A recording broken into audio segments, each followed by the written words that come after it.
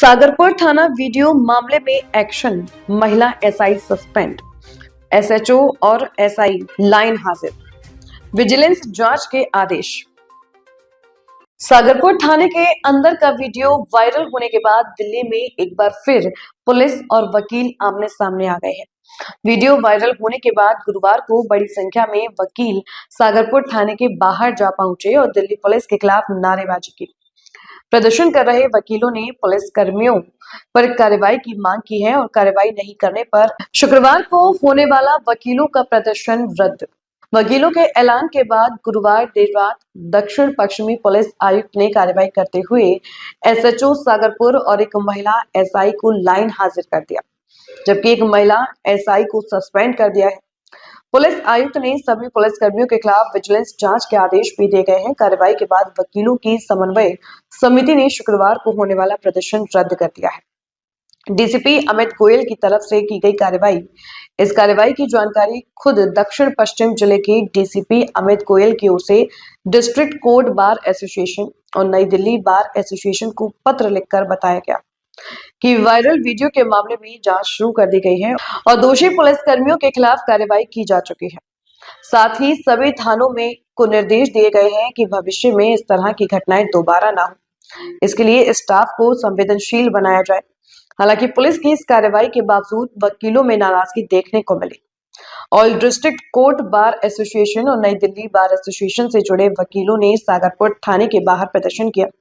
प्रदर्शन कर रहे वकीलों का कहना था कि वीडियो पुलिस की कार्यशैली पर गंभीर सवाल खड़े करता है और केवल निलंबन पर्याप्त नहीं है। उन्होंने मामले में निष्पक्ष जांच और सख्त कार्रवाई की मांग की। Until unless DCP won't come, will not settle the matter. Because it is the matter which is against the lawyers, which is against the dignity of the lawyers. It is not the thing which has been said.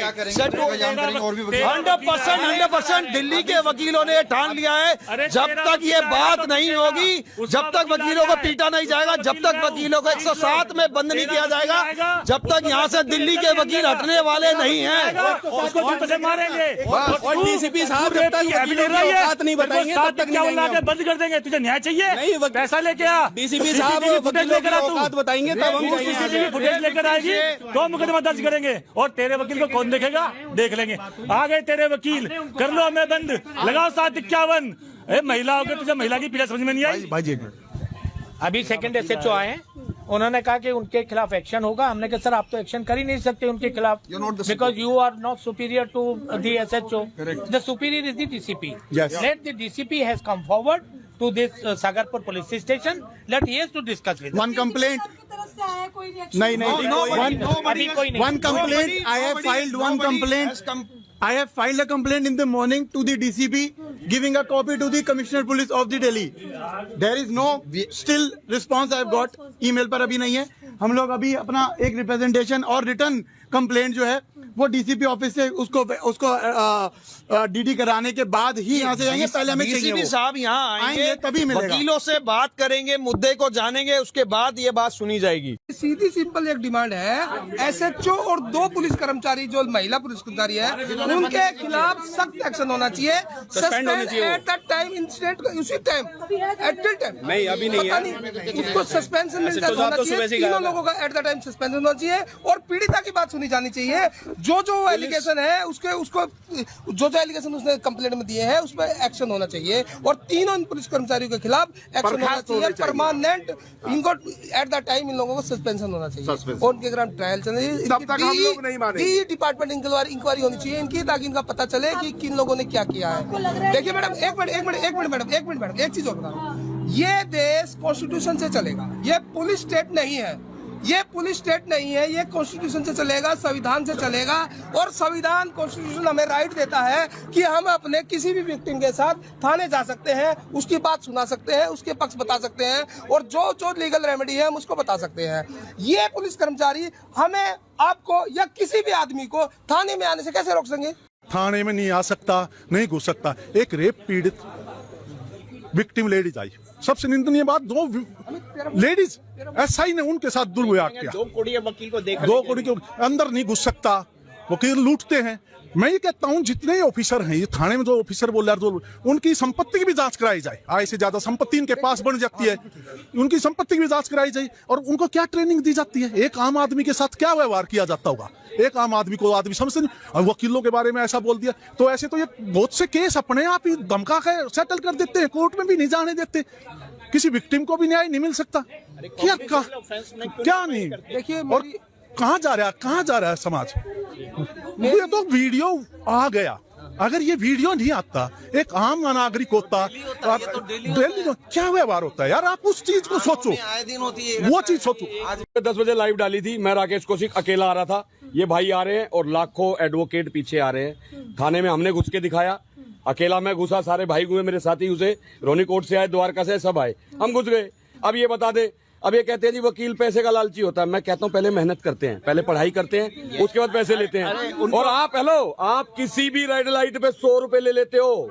मैं red light को jump करूंगा, मुझे ये रोकेंगे और 100 रुपए दे दूंगा, तो मेरा कानून सब बराबर। वेरी रिसेंटली देयर वर कितने केसों में ये जो सच्ची में पीटते हैं, ये सच्ची में पीटते कितने देर बार मैंने ना पीटा हो, और एक बार ये पीटते, जीवन भर का ये गवाह हो जाएगा मेरे केस के अंदर। मुझे पीटते, मेरा नाम उत्सव पांडे, एडवोकेट, रोहिणी कोर्ट से, मुझे ये पीटते, मैं बरी होकर दिखाऊंगा, इसको सजा करवाऊंगा पीटने वाले को। ये कानून की ताकत, कलम की ताकत है, ये दौड़ मार के भर्ती नहीं हो हम यहाँ पे। वकीलों की कम्युनिटी से माफी मांगे, अगर वो ऐसा नहीं करते हैं तो हम उन पर मानहानि का मुकदमा दायर करेंगे, पहली बात।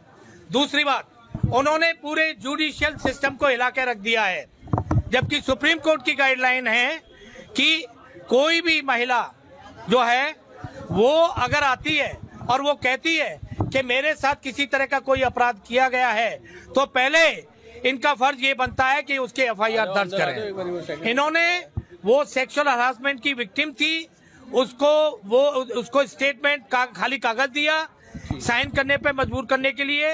उसने कहा कि मैं अपने वकील से बात करना चाहती हूँ, तो इन्होंने कहा कि वकील आएगा तो पिटेगा।